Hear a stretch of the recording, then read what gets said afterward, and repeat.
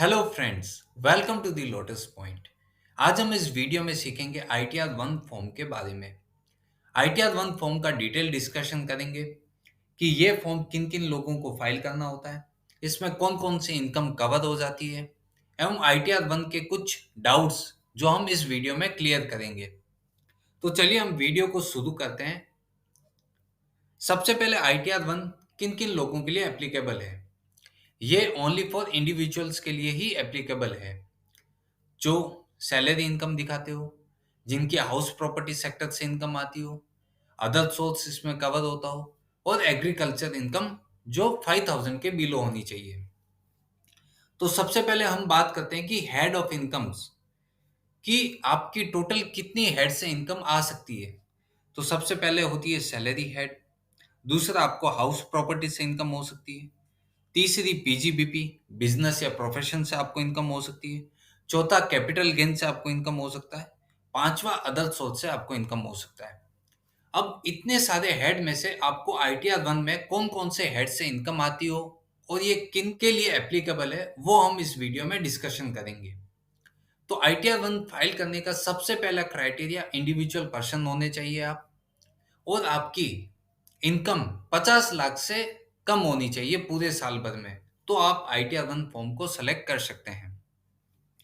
उसके बाद सबसे पहले हेड की इनकम आती है सैलरी। अगर आपको सैलरी या फिर उसकी जगह आपको रिटायर पर्सन है तो आपको पेंशन मिलती हो तो आप इस फॉर्म को सेलेक्ट कर सकते हैं। दूसरा हेड आता है हाउस प्रॉपर्टी।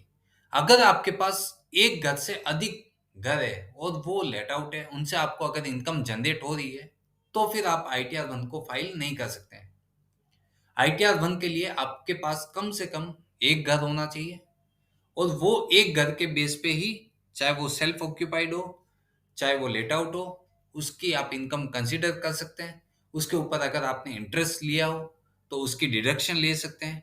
उसके ऊपर आपने कुछ लोन लिया है, उसका रीपेमेंट है, तो वो आप सेक्शन चैप्टर 6 ए में उसकी डिडक्शन ले सकते हैं। उसके बाद थर्ड आता है पीजीबीपी बिजनेस या प्रोफेशन इनकम। अगर आप कोई भी इनकम बिजनेस या प्रोफेशन से करते हैं तो ये फॉर्म आपके लिए एप्लीकेबल नहीं है। उसके लिए आपको आईटीआर 3 या 4 कंसीडर करना होगा। उसके बाद आता है कैपिटल गेन की इनकम। अगर आप सैलरीड पर्सन हो और आप फ्री टाइम में ट्रेडिंग करते हैं तो आप सोचते हैं कि मेरा जो भी कैपिटल गेन या लॉस होता है तो मैं आप जो भी मेरी कोई अदर इनकम तो है नहीं, मैं सैलरी के साथ उसको फिल कर सकता हूँ। तो ये चीज़ बिल्कुल गलत है। अगर आप कोई भी ट्रेडिंग से इनकम करते हो, चाहे वो गेन हो या लॉस हो, तो आपको फिर आईटीआर 2 फाइल करना होगा। अगर आप इंट्राडे करते हैं तो फिर आपको आईटीआर 3 चूज करना होगा। उसके बाद आता है 5 अदर सोर्स।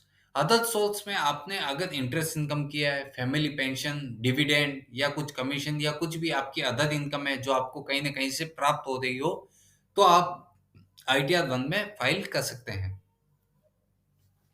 उसके बाद आता है कि आपकी एग्रीकल्चरल इनकम। एग्रीकल्चर इनकम आपकी 5000 से कम होनी चाहिए तो फिर आप आईटीआर वन फाइल कर सकते हैं, उसके लिए एलिजिबल है। अदरवाइज आपको आईटीआर 2 फाइल करना होगा। अब हम सबसे पहला है सैलरी, उसके बारे में हम डिटेल डिस्कशन करते हैं कि आपने इंडिविजुअल भी हो, आपकी इनकम 50 लाख के कम भी है, तो हमने आईटीआर वन सेलेक्ट किया है। अब उसमें पहला हेड है सैलरी।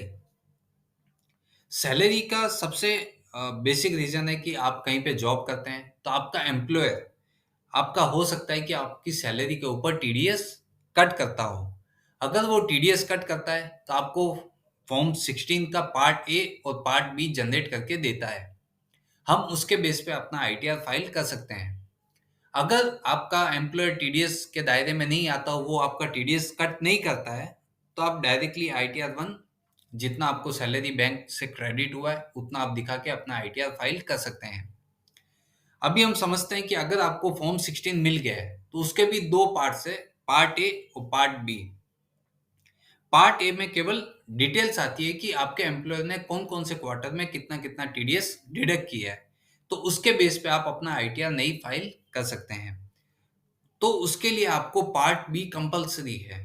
पार्ट बी में क्या आता है कि आपकी डिटेल्स सारी उसमें कवर हो जाती है कि आपकी कितनी सैलरीज है, उसके साथ आपको कुछ परक्विजिट्स मिले हैं, अलाउंसेस मिले हैं, आपका कुछ प्रोफेशन टैक्स कटा है, कुछ डिडक्शंस है, या फिर और भी अदर इनकम, या फिर और भी अदर पोर्शन कुछ भी हो जो फॉर्म 16 बी में है, तो उसके बेस पे आप अपना आईटीआर फाइल कर सकते हैं। तो अभी हम समझते हैं कि सैलरी सैलरी में सबसे पहले आपने जो भी सैलरी जो फॉर्म 16 के पार्ट बी में शो हो रही है, आपको मिनिमम उतना सैलरी तो कंसिडर करना ही पड़ेगा। अगर आप चाहते हैं कि यार 16 बी में सैलरी ज़्यादा दिखा दी गई है, तो आप अगर उसको करेक्शन करते हैं at the time of filing of ITR, तो हो सकता है कि आपके नोटिस आने के चांसेस है।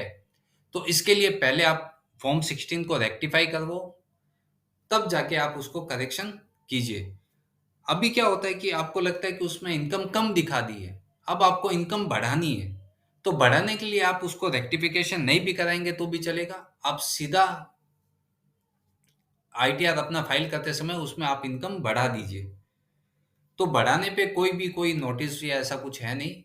तो इसके लिए आप ध्यान रखिए कि अगर आप कभी भी फॉर्म 16 से आपकी इनकम कम शो हो रही है, तो आपको उसको रेक्टिफाई या करेक्शन करवाना पड़ेगा। अदरवाइज आपको नोटिस आएगा, उसका आपको रिप्लाई करना पड़ेगा। जो जेन्युइन रीजन से करेक्शन है वो आप नोटिस में रिप्लाई कर सकते हैं। जो सैलरी में स्टैंडर्ड डिडक्शन है, जो हाउस रेंट अलाउंसेस है, या फिर आपका प्रोफेशन टैक्स करता हो, तो वो सब आप डिडक्शन उसमें ले सकते हैं। तो फॉर्म 16 के पार्ट बी में आपका सारा डिटेल्स आ जाता है कि आपका सैलरी का बेसिक इनकम कितना हो रहा है, अगर आपका हाउस प्रॉपर्टी से इनकम है, अगर आपने कुछ चैप्टर 6 से की डिडक्शन ली है, तो वो सब चीज़ उसमें आ सकती है। आप एट द रिटर्न फाइल करते समय उसमें जो भी आपको करेक्शन लगता है, आप बेझिझक करेक्शन करके जो एक्यूरेट डेटा हो वो आप फाइल कर सकते हैं। तो ये तो था सैलरी और पेंशन।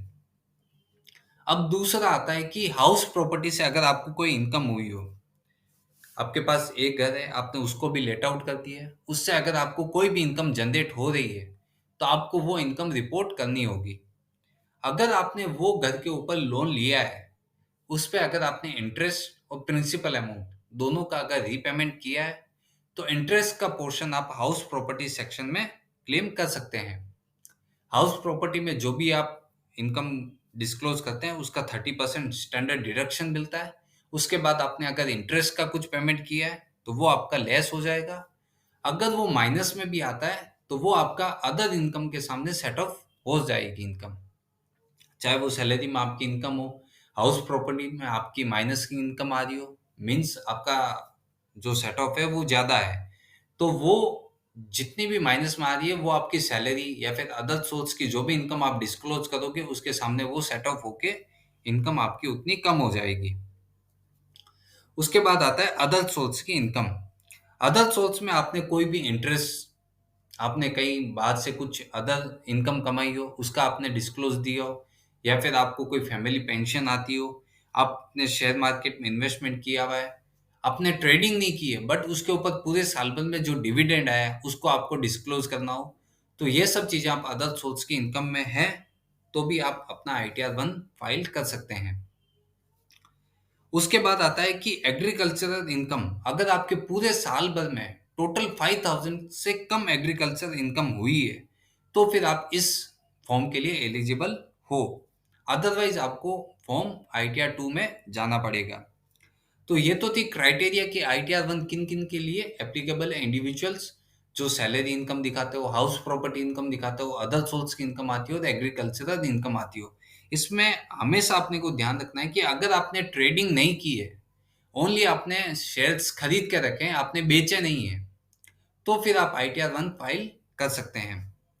अब बहुत सारे केसेस ऐसे होते हैं कि हमारी तो सैलरी इनकम है, उसके साथ हमने छोटा मोटा ट्रेडिंग किया है, तो उसको अलग से फॉर्म भरने की क्या जरूरत है, हम सैलरी के इनकम में ही अदर इनकम करके दिखा देते हैं, तो वो चीज़ गलत है। अगर आपने ट्रेडिंग की है, तो आपको ITR फॉर्म में उसको डिस्क्लोज करना पड़ेगा। और अगर आपने डेली खरीद के बेचा, इंट्राडे किया है, तो आपको ITR-3 में उसको डिस्क्लोज करना पड़ेगा। आप गलत फाइल करेंगे तो आपको हो सकता है पीछे से डिपार्टमेंट नोटिस इश्यू कर दे, उसका फिर आपको रिप्लाई करना पड़े, या फिर आपको बाद में रिवाइज रिटर्न फाइल करना पड़े। तो इससे अच्छा है कि हम पूरा इसको समझ के फिर अच्छी तरीके से फाइल करें। अब इसमें सेकंड पॉइंट आता है, जो हम यहाँ पे स्क्रीन पे आपको दिख रहा है कि cannot be used by a person who. अब यहाँ पे ये इतनी सारी क्राइटेरिया दी है कि अगर आप इनमें से कोई भी हो तो आपके लिए आईटीआर 1 एप्लीकेबल नहीं होगा। उस केस में आपको आईटीआर 2, 3, 4 जितने भी फॉर्म है, अगर उसमें से जो भी आप क्राइटेरिया में आते हो तो वो आपको फाइल करना होगा। तो सबसे पहले इसमें दिया है कि is A director in A company.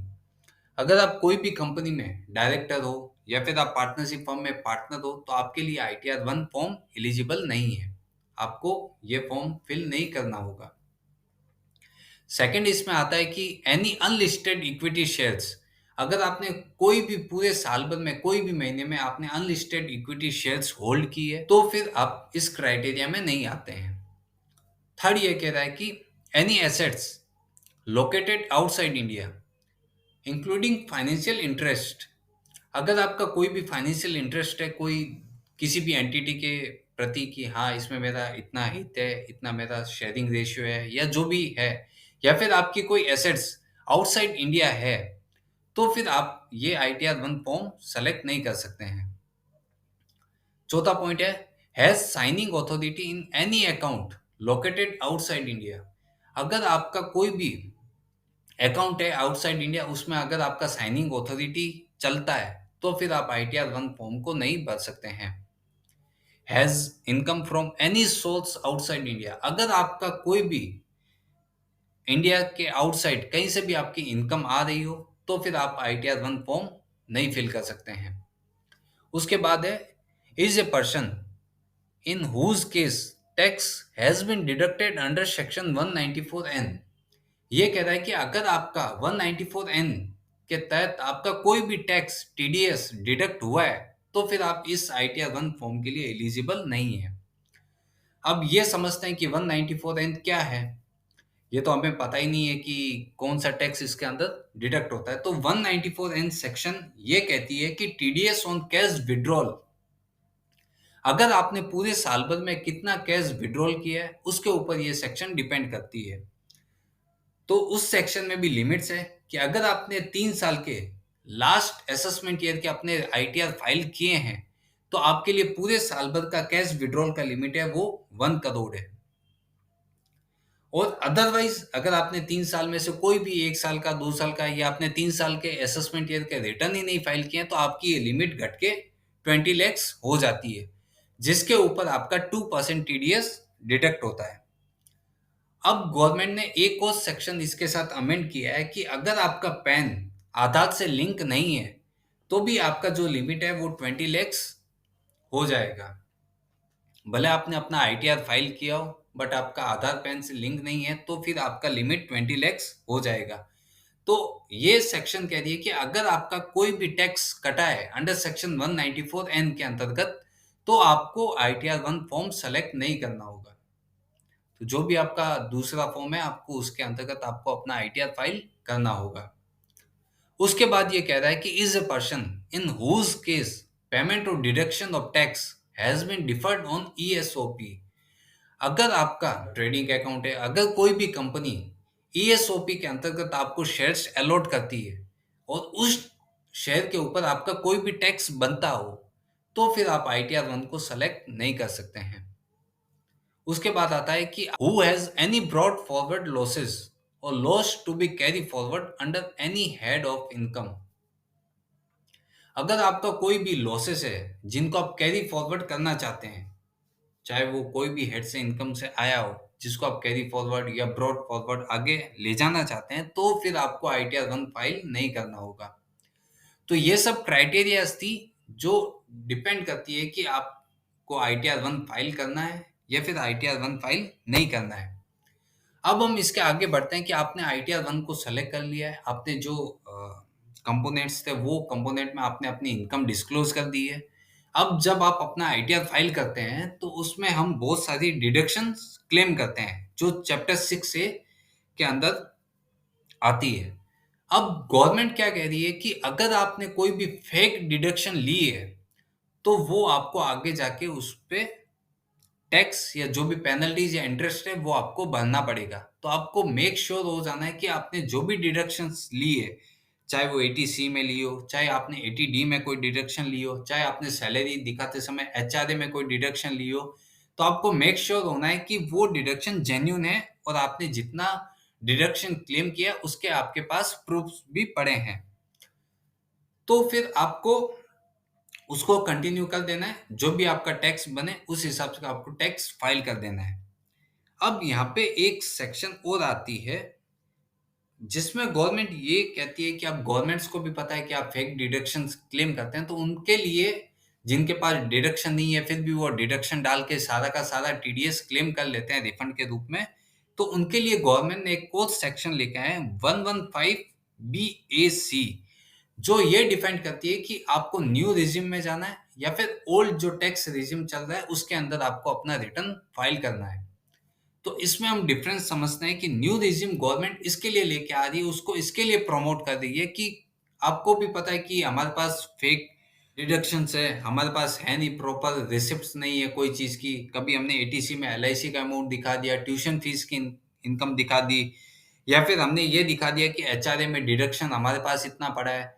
तो मेक श्योर कि अगर गवर्नमेंट बोलती है कि आपके पास कुछ भी डिडक्शन नहीं है और आप अपना रिटर्न फाइल करना चाहते हैं, तो हम एक आपके लिए न्यू रिजिम लेके आए जिसके अंतर्गत आप अपना रिटर्न फाइल कर सकते हैं। उसमें आपको कोई भी डिडक्शन नहीं मिलेगा और उसका कोई भी रिसिप्ट या प्रूफ आपके पास होना भी जरूरी नहीं है। तो ये चीज डिपेंड करता है कि आप अपना आईटीआर फाइल चाहे वो सीए के थ्रू करवा दें या कंसल्टेंट के थ्रू करवा दें, तो आप मेक श्योर हो जाइए कि उसने आपने जो आईटीआर भरा है उसने आपको जो समरी दिखाई है या फिर कंप्यूटेशन ऑफ इनकम जो आपको प्रेजेंट की है उसमें आप देख लें कि जो डिडक्शंस है या उन सब के अमाउंट्स एकदम पर्टिकुलर और करेक्ट है, तो फिर आप उसको आगे प्रोसीड कर सकते हैं। तो ये था कि बेसिक आप अपना आईटीआर वन जो है एकदम इजी, बट इसके अंदर जो कंपोनेंट है उसको आपको समझना है। अगर आपने वो चीज समझ ली तो फिर आप इसको फाइल करने में कोई भी गलती नहीं करेंगे। तो हम इसको एक शॉर्ट में ब्रीफ करते हैं।